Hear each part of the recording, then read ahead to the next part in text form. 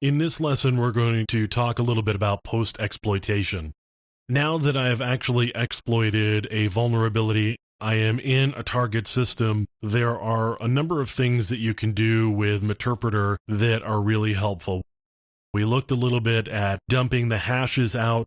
That's really helpful when you're going about the task of maybe reporting. You can indicate that you've gotten the hashes. We can also take the hashes and run them through a password cracking utility. So you could get Loft Crack, you could use John the Ripper as an example, you could get a Rainbow Tables utility, and you could run those passwords through a password cracking utility.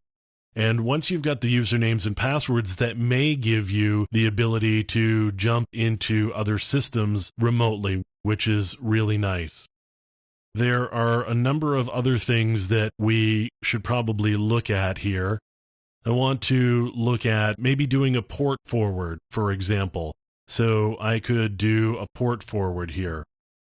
And if I were to do a port forward, and I want to do help, so I want to do a port forward on the local host. I'm going to leave that alone. My local port, I want to listen on, let's say I want to listen on this one. And then the remote port to connect to is going to be 80. I'm going to set the remote host to the 172.30.42.17.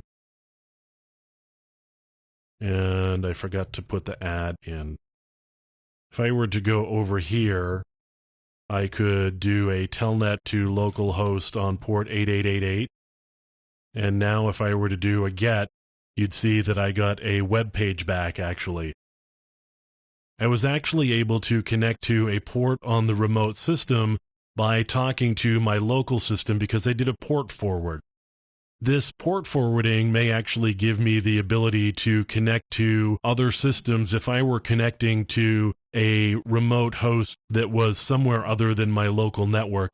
I may be able to use the port forwarding technique to get to services on that network that maybe are behind the firewall that I wouldn't otherwise be able to get to. Another thing that I can do is maybe get to networks that are behind this particular system, and so I would do pivoting, and we'll take a look at pivoting in the next lesson.